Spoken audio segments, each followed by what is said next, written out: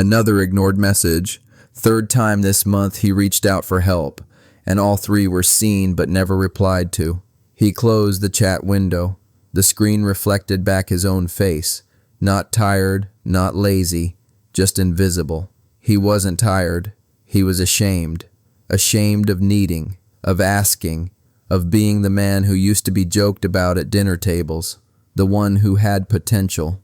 A cold fan spun above him, barely moving the heat.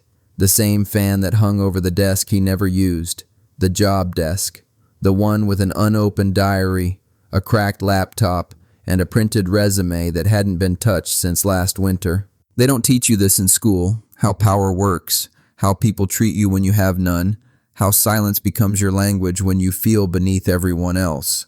Your friends don't say it, but you feel it in their pauses, the ones with the better job, the better apartment, the better girlfriend. And maybe you've never said it out loud, but deep down, you've wondered what it would feel like to walk into a room and own it. Not with arrogance, not with noise, but with presence, with power. The 48 Laws of Power isn't just a book, it's a mirror, a brutal one. Because once you see how people really play the game, you can't unsee it. I'm not here to list all 48 laws.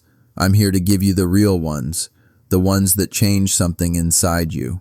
Law number 1, never outshine the master. He learned that one the hard way. New job, excited, shared fresh ideas. The manager smiled, then froze him out of every meeting. Power doesn't like being threatened, especially by someone still trying to prove himself. Law number 3, conceal your intentions. There was a time he'd tell friends everything, every plan, every next move. And somehow, every time, it failed. Not because they sabotaged him, but because sharing made him feel like he'd already done something. And so he didn't. Studies show that when we talk about our goals, the brain gives us the same dopamine rush as actually achieving them. That's why most dreams die in group chats. Law number 6, court attention at all costs. He hated this one.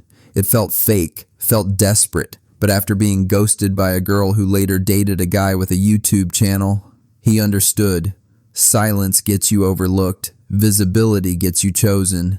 Law number 15, crush your enemy totally. This one isn't about violence. It's about unfinished endings. People who humiliated you once will try again if you let them. Closure doesn't come from being the bigger person. It comes from becoming so undeniable they can't get within reach again. Law number 40, despise the free lunch. He stopped asking for free favors, stopped begging to be put on, because every shortcut had a leash. If someone gives you a ladder, they can pull it away. Build your own steps, slowly, painfully, quietly. He didn't change in a single moment. No montage, no epic music. Just one quiet night, no replies, no job, no motivation video, just silence, and a slow, cold realization no one was coming, and that was the moment he stopped waiting. He reread the laws, this time not as tactics, but truths. He learned to say less than necessary, to keep people dependent on him, to mirror, to manage perception, to use absence as a strategy. He didn't become manipulative. He became undeniable. Power isn't loud. It's not flexing on Instagram. It's not quotes about hustle. Real power is when people stop testing you because they already know what the result will be. This isn't a motivational story. There's no mansion at the end, no viral success. Just a man who finally stopped waiting to be chosen and started moving like someone who had already arrived. They won't tell you the rules, so learn them quietly and play them better.